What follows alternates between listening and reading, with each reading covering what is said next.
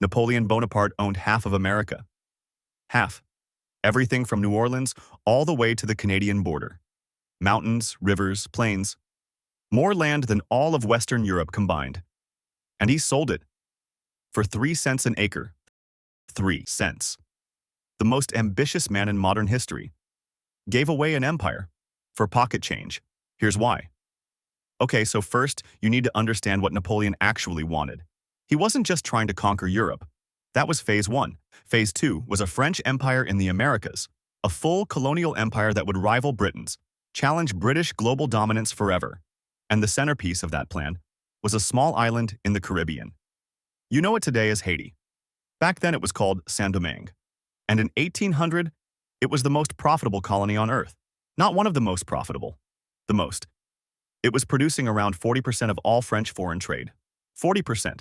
From one island. So Napoleon's plan was this. Use Saint-Domingue as the economic engine. Use Louisiana, the massive territory in North America, as the breadbasket that feeds it. Build an empire. Dominate the Western Hemisphere. Genuinely brilliant plan. Right up until the people of Saint-Domingue had other ideas. Here's the part most people don't know. Saint-Domingue's wealth was built entirely on enslaved people, around 500,000 of them, outnumbering the colonial population 10-1. And in 1791, they revolted. Not a small uprising. Not something that got put down in a few weeks. The largest successful slave revolt in human history, led by one man. His name was Toussaint Louverture, formerly enslaved. No formal military training whatsoever. He had read about Julius Caesar in books. That was it. That was his education. And he used it to fight the French, the Spanish, and the British simultaneously. He beat all 3 of them. By 1800, Toussaint had effectively made Saint-Domingue self-governing. His own constitution, his own army, his own rules. Napoleon could not stand it. So in 1802, Napoleon sent his brother-in-law, a general called Leclerc, to Saint-Domingue with 40,000 soldiers. 40,000, France's best troops, against one island.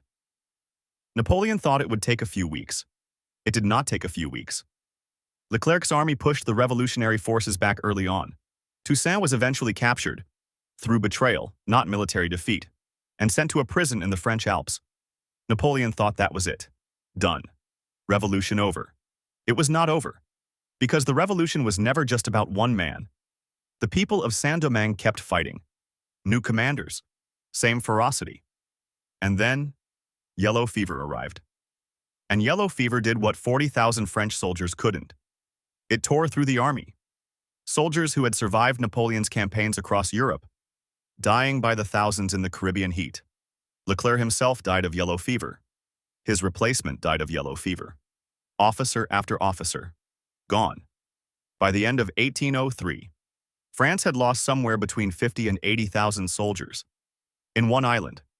That refused to surrender. And here's where everything falls apart. Without Saint-Domingue, Louisiana made no sense. That's the thing people miss. Louisiana was never the point. Saint-Domingue was the point. Louisiana was just the thing that fed it. No engine, no need for the breadbasket, and Napoleon was now back at war with Britain, which meant the British Navy could cut off any French presence in North America whenever it wanted. He needed money. His campaigns were expensive. The Saint-Domingue disaster had been expensive. He was stretched everywhere at once. So he made a decision that shocked even his own advisors. He called in the American ambassador and offered to sell all of Louisiana. All of it. Now, here's the American side, because it's just as wild. President Jefferson had sent his ambassadors to Paris with one very specific job. Buy the city of New Orleans. Just New Orleans, the port. American farmers needed access to the Mississippi River, and New Orleans controlled the mouth of it.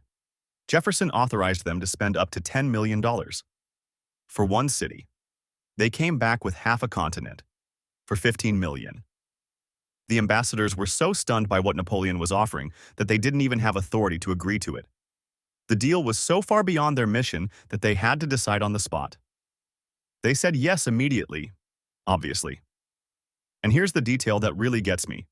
Napoleon's own brothers, Joseph and Lucien, sat with him and begged him not to do it. They said Louisiana was France's future, that selling it was throwing away an empire, that he would regret it. Napoleon listened to all of it, then sold it anyway. His reasoning?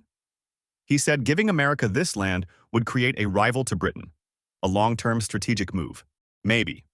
Or maybe he just needed $15 million and wanted a good story to tell himself about it. So what actually went wrong? Here's the thing.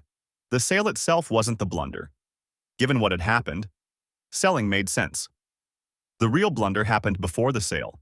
Napoleon's entire American plan depended on one thing: controlling Saint-Domingue. He knew this. His plan only worked if that island was running. And instead of finding a way to work with the government Toussaint had built, he decided to crush it. He sent an army to restore slavery, to an island of people who had already proven they would die before accepting it again.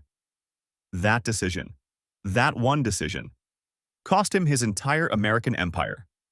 Think about what happens if Napoleon makes a different call, if he recognizes Saint-Domingue's independence, makes a deal with Toussaint instead of imprisoning him, keeps the economic engine running. Louisiana stays French. New Orleans stays French.